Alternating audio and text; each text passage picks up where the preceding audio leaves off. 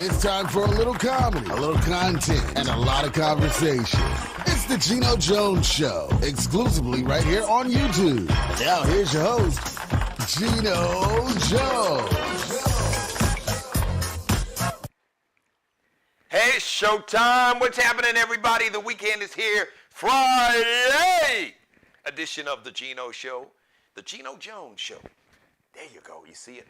So I come to you live Monday through Friday, 6:30 p.m. Eastern, 5:30 p.m. in Chicago, 4:30 p.m. out in Salt Lake City, where the NBA All-Star Weekend is officially jumping off right now as we speak. The All-Star Game, the actual game, Sunday night, All-Star Weekend. They got the skills competition, slam dunk competition, three-point shootout, all that.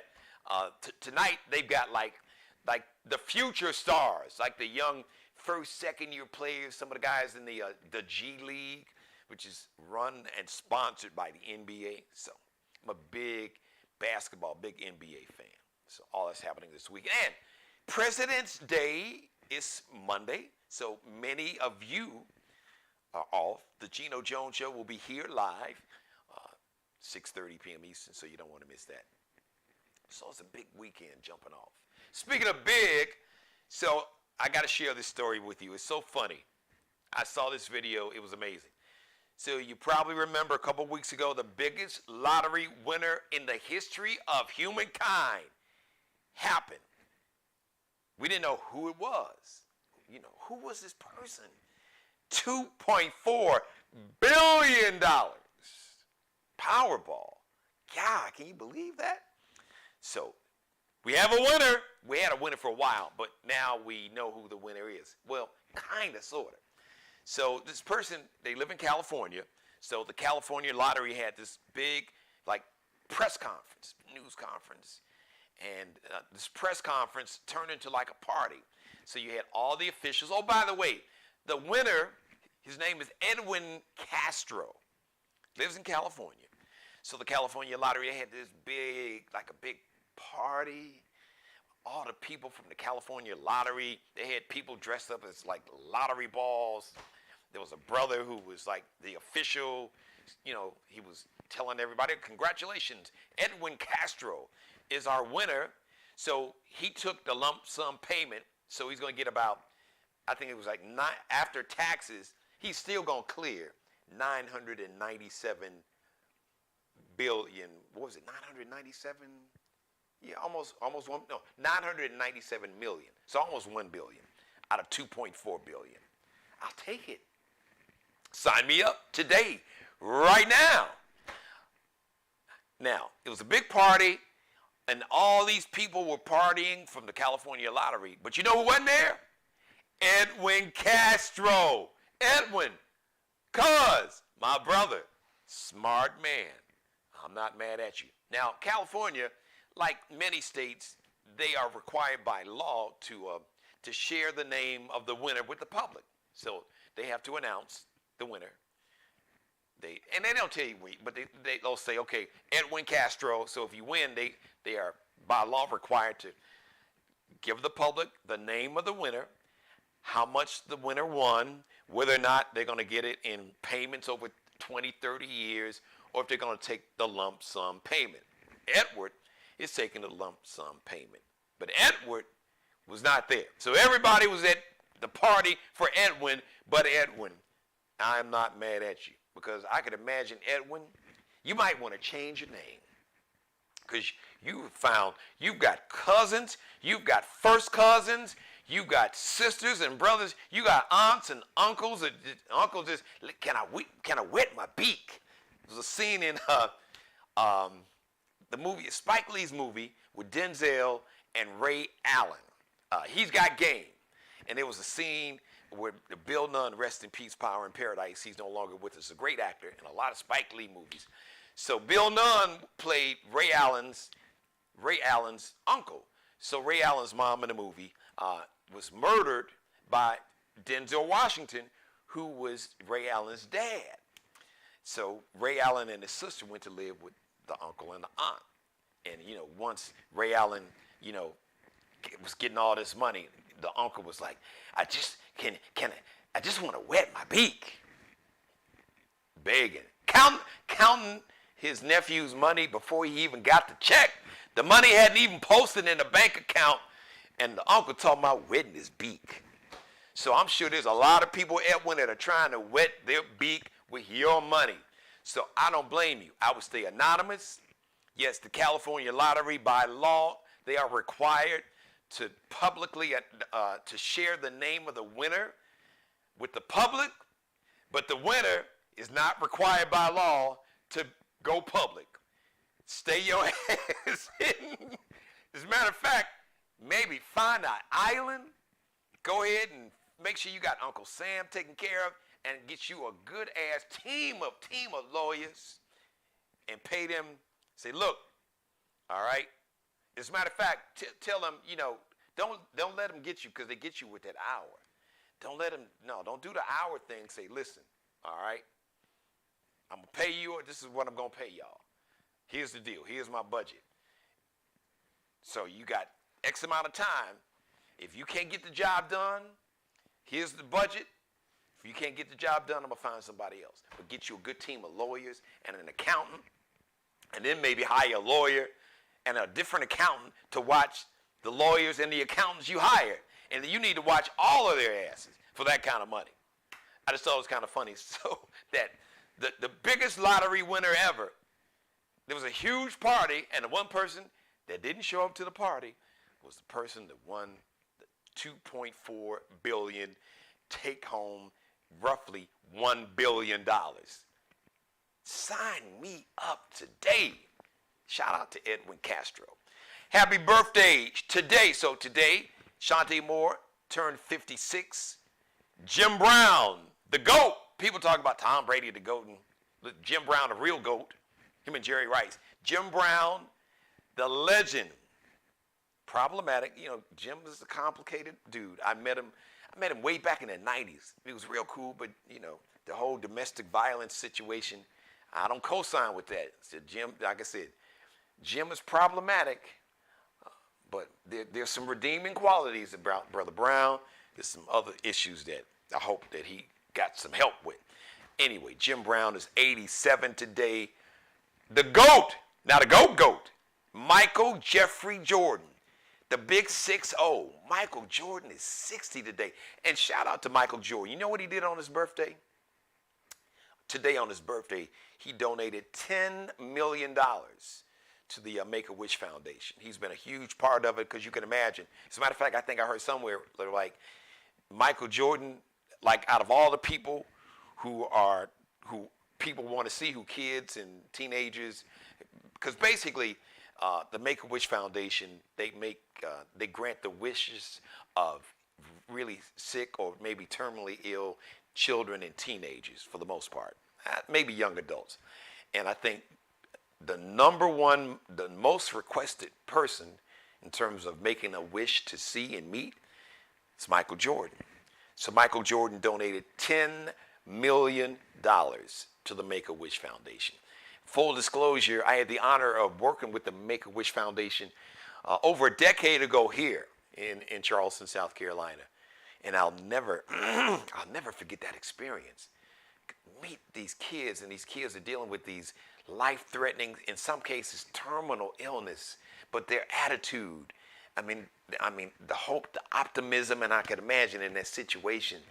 But I'll never forget these children, they lifted my spirits, and they were happy and just had beautiful spirits and full of life. And it really taught me a lesson, and it brought me to tears afterwards. I remember getting in the car and calling my mother and explaining to her. And, when you have I have two daughters. They both are adults now, and they're healthy. And you just, when you have kids, and you got healthy kids, so you take it for granted. But when I met these children who were part of the Make-A-Wish Foundation, man, it really put things in perspective. And it made me really thank God that much more that he had favor on my daughters. So shout out to Michael Jordan. Because, Michael Jordan, nobody accused Michael Jordan of being Jim Brown or Muhammad Ali in terms of social justice. Not even LeBron James. A lot of heat. But I got to give him his props. And before anybody says, well, he still ain't doing nothing for black folks, the black community, stop it. Because actually he has. And listen, one thing I learned, there were a lot of black children and teenagers that were part of the Make-A-Wish Foundation. That I know for myself because I witnessed it. Because I worked with the foundation. We had the honor of working with the Make-A-Wish Foundation 2 years in a row. So I just want to give Mike his props. Saturday, tomorrow, Andre Young. Andre Young, yo, G. Andre Young. Dr. Dre. Another brother. Complications. He's complicated. Got the whole issue, domestic violence, D. Barnes. But happy birthday, Dr. Dre. Turns 58 tomorrow. Sunday, pop singer Seal is going to be 60. Cynthia Bailey from The Real Housewives of Atlanta is going to be double nickel 55 on Sunday. And speaking of singing, not a singer, Smooth brother. Man, black don't crack. The brother looks good. Sunday he will be 83. Smokey Robinson. Man, still doing it. Hey, I don't know if it's the ginger, turmeric. Yo, Smokey, give me that. Those are goals for me. When I'm 83, I would still want to, And I am going to be, because you can see it, I got the swag now. So I'll be there with you. Give me about, but we got another, what, just under 30 years. I'll be there with you. But anyway, happy birthday to Smokey Robinson, legendary singer, one of the greatest songwriters ever. It's going to be 83 on Sunday. Let me bring on my guest. Man, I am so excited and honored to bring on, you talking about black excellence, black woman magic. My guest, she has written 18 books, and gotten published 18 books. She also enjoyed success on Wall Street. So the sister's bad, versatile. She was making bank. She was, as they say, that's right. She was securing her bag on Wall Street, and now she's securing her bag as an author. She's got a brand new book called Passion in Paradise. Let me welcome, full disclosure, a longtime friend. I've known this beautiful woman for a minute. We ain't gonna just tell it all and put all of it out there. Always, from the minute I met her and a dear friend of hers, shout out to Iris Sims, these two sisters, when I first met them, you talking about swag and style. We talking way back, not back, but back in the day. As you see, the sisters still got that swag, still got that style. Miss Danita Carter, hello. Geno! Hey, what's going on? How are you, my friend? I'm good. I've How been are working you? on getting you on the show. I'm really excited because, like I said, full disclosure, we've known each other for a minute, and I followed Yeah, your we go career. way back We like followed, Cadillac seats. yeah, we followed each other's career, and you've been doing this thing as a writer, in a space that's not always friendly to people of color, to This black is true. people, and especially to black women. It's tough for black people, period. But you've navigated it, and you won, and you're still winning. And in the intro, I talked about how you went from having a successful Wall Street career to an author. So why don't you Yeah. start off with tell us about that journey? Share your story with everybody. Well, the first book was a co-written novel, and it was partially based on a true story. So when I worked on Wall Street, my job was I worked at a bank on the trading floor. So if the bank didn't sell a certain stock, making a market in a stock, I would give the order out to different brokers on the street. And so we're talking about institutional trading. We're talking about 400,000 shares of something, just say Apple. And the orders were like crazy. So the brokers would court me, take me out to dinner. So this one particular evening, my friend Tracy and I, we went out to dinner with a few brokers, and we met this guy who turned out to be a con guy, and he Wow. befriended us. And long story short, we based the first book on that story. Wow. And so we just took the truth and embellished the truth. And I'm like, I've always been creative. I can write a book, no problem. I read a lot of books. So I taught myself how to write. And we wrote a manuscript. It was about that thick. It was supposed to be, manuscripts are thicker. But anyway, we ended up getting a book deal. And that's how the whole game started. And here we are, 18 books later. Wow, Yeah. what is this? What has the journey been like? Because you and I talked about it off camera. There was a time, it seemed like maybe 20-ish years ago, to where like there was a focus for folks outside the culture. There was a focus on black authors and Right. and books. And then it was you see folks everywhere on you name it, the Today Show, CNN, whatever, Good Morning America. And then all of a sudden we didn't see each other, or I didn't see black people in those spaces, black authors. And I know it's challenging. So I'm sure that there's some challenges in many stories. What's been your biggest challenge, and what's been the key to your longevity and being relevant, in any profession, any game? Uh, I think one of the true markers of greatness is longevity. Can you sustain excellence for a long period of time? You've done that. So what's been the secret sauce for you? Well, I'll answer the first question. One of the challenges is marketing.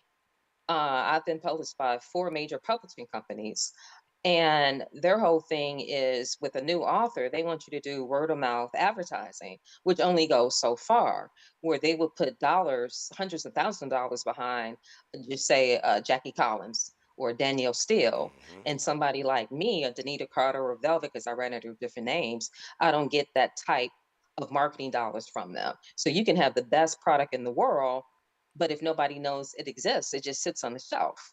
So that's been like a major challenge. And as far as longevity, is I just keep up with the news, find out what's relevant, and I write in certain genres. And I usually try to make my stories seem real life, and I think people really, really relate to that. So what's your favorite genre to write in? Well, I write erotica. I love writing erotica. But when I first started, I had to divorce myself from myself. And which sounds crazy because I'm like, okay, people are going to think that this is really me and I'm really doing these things. So once I got over that, I gave myself a pseudonym, Velvet, because Velvet is the type of woman who definitely will write erotica and it's easy to remember. So I wrote this book called The Black Door, and The Black Door is a club for women. Men can be employees, but they can't be members. So everybody in the Wow. club wears a mask, something Wow. like Eyes Wide Shut. So when I would do book signings as Velvet, I would have on a mask, velvet slacks, black leather gloves. And I did this one event at the Javits in New York at this book expo. And this guy came up to me, and I guess he really thought I was a dominatrix. And then he's trying to like proposition me, and I'm like, I'm the author of the book. I made up the story. He was like, well, don't you do that in real life? I said, no, James Patterson makes up mystery novels. You think he kills people in real life? It's fiction. It's crazy. It's fiction. And then you probably had to say, security. Exactly. Yeah, we Exactly. got one here. Right. Exactly. I'm like, I'm trying to sell some books, and that's it. That's it. That's all. So, what is the creative process for you like? First of all, how long? I'm sure every book is different. On average, how long does it take for you to write a book, and what is that creative process like? How do you get into that space? You know, I'm guessing it's probably easy because you've written 18 books, but is it challenging, and um, you know what this writer's block you hear people talking about? So It's real. is it? So how do you? So talk about the whole creative process, how you get there, and when you run into that writer's block, that wall, how do you get under it, through it, over it, or around it? Well, I can write a book in 3 months. My agent may call and say, this editor at a certain house is looking for a certain type of book. And so I create the story in my head. I'm like, you ask yourself questions as writers. When I started the Black Door, I just had a one page, this woman going to a club. I didn't know her name. So I walked around the house. Who is this person? Why is she there? What does she have to lose? And the more questions you ask and answer, it starts to build your character, which starts to build your story. And that's one of the processes. So once I get the contract, I hone in my mornings. I'm not a morning person, so I usually start writing in the afternoon. In the mornings, I may check my email and get into that process. And when I start a novel, I'm always like, "Oh my God, I'm never gonna finish this." Because in the contract, it could be like a novel could be at least 80,000 words. 80 Okay. to 100,000, depending on the contract. And so once I get over the first few chapters and I'm getting into it, and towards the end, I'm like, I'm never going to finish this. But what I do, what helps me is I do what's called a chart of each chapter. I do it like 5 chapters at a time. So I see what's going on in the story. But as in real life, things change. Like characters start to talk to you. And I'm like, oh, wow, I never knew she was going to do that. And I'm writing, but I'm also reading when it's flowing like that. It's like an out of body experience. And as far as writer's block, I still get it sometimes, like the devil and the angel on different shoulders. And I heard this voice saying, "What the hell do you think you doing? Sitting up here in the bed with your computer? You got on your house clothes and negativity." So I got over that. So now I'm like, oh, shut up. I'm writing a really good story. So that's basically the process that I have. So what usually brings that block on? Is it anything specific? Are there certain triggers, or it just kind of comes out of nowhere and you can't really? Can you see it coming or feel it coming? Sometimes I don't see it coming. I wrote a pandemic love story, and my agent is shopping it now, and it came to me like really fast, and I'm creating the characters and I'm writing it. So I get to about chapter 16, and it's a block. I'm like, I don't know where these people are. Where are they now? How's the story gonna how am I gonna propel the story to make it interesting? Because I like to write like I like to read. And when it gets too boring, I want to put the book down. So I always want to keep my readers engaged. So when that happens, I just turn off the computer, start doing something else, and don't even think about it. And then the problems in the story the answers to the problems start coming to me when I don't really think about it. If I sit there and try to make myself think of the solution, half the time it doesn't come. So let's talk about your new book, Passion in Paradise. Yes, passions in paradise. I guess the Actually, title this is the title says it all, but go ahead, share, give us, share a little bit about the story and how you came up with it. well, Passions in Paradise is actually an anthology, and what that means is that I myself and two other authors have this book together. Okay. So my story is first, and then there are two other authors who have also their stories. And these are books that we all three of us wrote for Harlequin.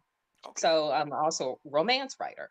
And I did this book a few years ago, and the title was Patches and Pair. No, that's the new title. Anyway, they took the book and combined it with these other authors. So my story is about this woman, Saturday Night. That's her stage name. She's on a reality show called Divorce Divas. But she on camera is one way, and in real life, she's totally, totally different. I don't want to give the book away, No, of but course not. it's a love story, and it's set in New York and Jamaica. Well, you listen, everybody, you got to pick this up. So, will we be seeing Passion in Paradise on the big screen? Are you going to do a screenplay with this? Well, that's the end goal for me. I've taken a few of my books and written treatments and screenplays. So it's a lot of content that producers are seeking. And I've been working with this one producer for years, but we've met so many different obstacles from other executives being caught up in the Me Too movement who were going to greenlight the project and then they got fired. But, we've been doing this for, I don't know, 8 years now. So we're still they're chopping at the bit with it. So, Passion in Paradise. But like I said, Danita has written 18 books. So, listen, I'm sure many of you all are fans of hers. But if you haven't checked out this Mhm. sister's work, and she told you she's got the romance thing and Velvet. That name, I just love that name. But I can hear and see Eddie Murphy, Me Velvet too. Jones. Yeah. No, what is that velvet? Velvet Jones. How to be Right. a. Oh my God! So let everybody know where they can go purchase the book. I'm sure it's in brick and mortar stores, but of course everybody can order it Amazon. online. Go to your website. Mhm. So let everybody know where they can go and pick up a copy of Passion in Paradise, and you just get the entire your 18 book collection.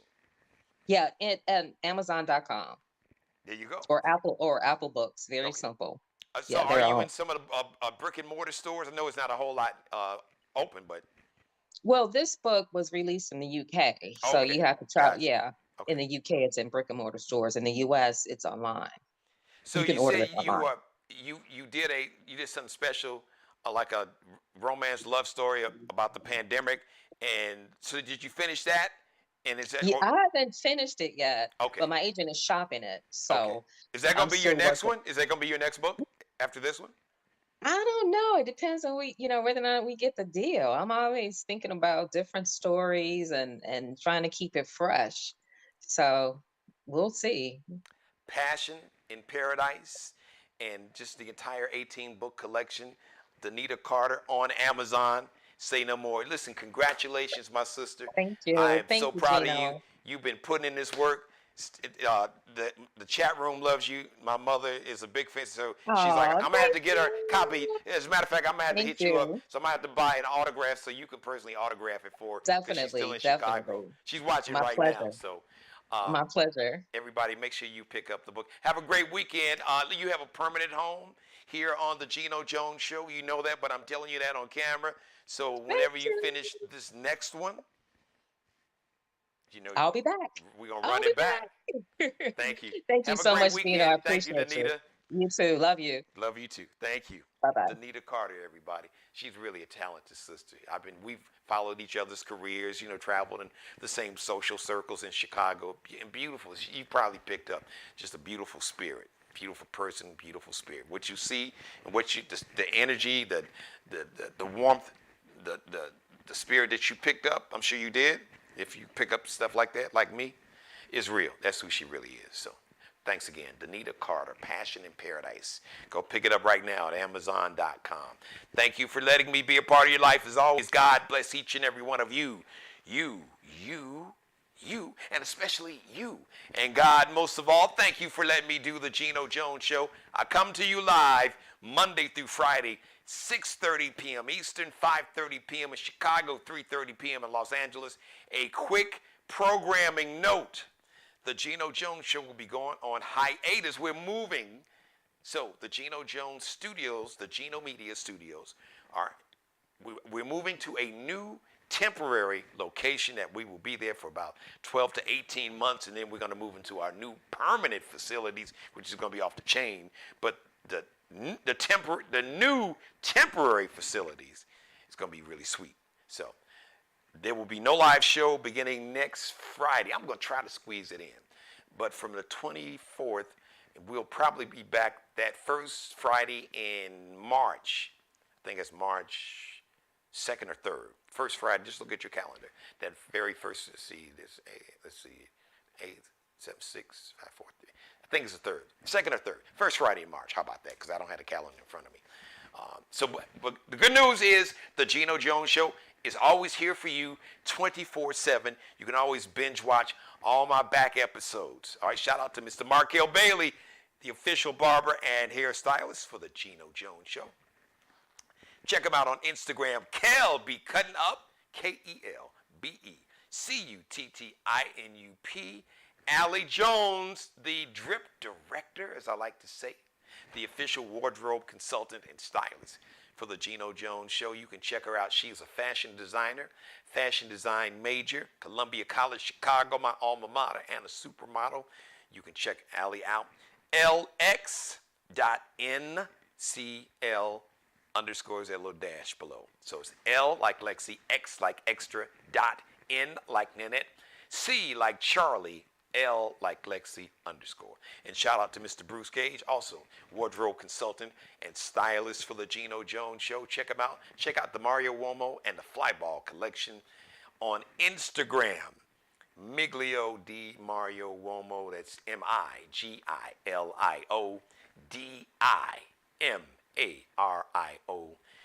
MIGILIODIMARIOUOMO.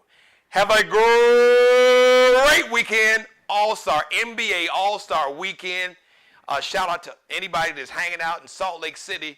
Now, it ain't going to be like it was in Atlanta 20 years ago this weekend. The NBA All-Star game was in Atlanta. I was there. We shut the city down. Then they had it again in Atlanta. Then they had the following. So 2004 it was in LA. So I went back to back, and it was crazy. So I got a feeling it won't be that same kind of vibe. It'll be a different kind of energy. Because I'm just saying, the Salt Lake City, so you ain't going to see a whole lot of brothers and sisters out in Salt Lake City. So have fun. President's Day is Monday. Yes, there will be a live President's Day edition of the Geno Jones Show, 6:30 p.m. Eastern. Have a great weekend once again, everybody. And as always, I leave you with this. Be blessed. Pray for peace.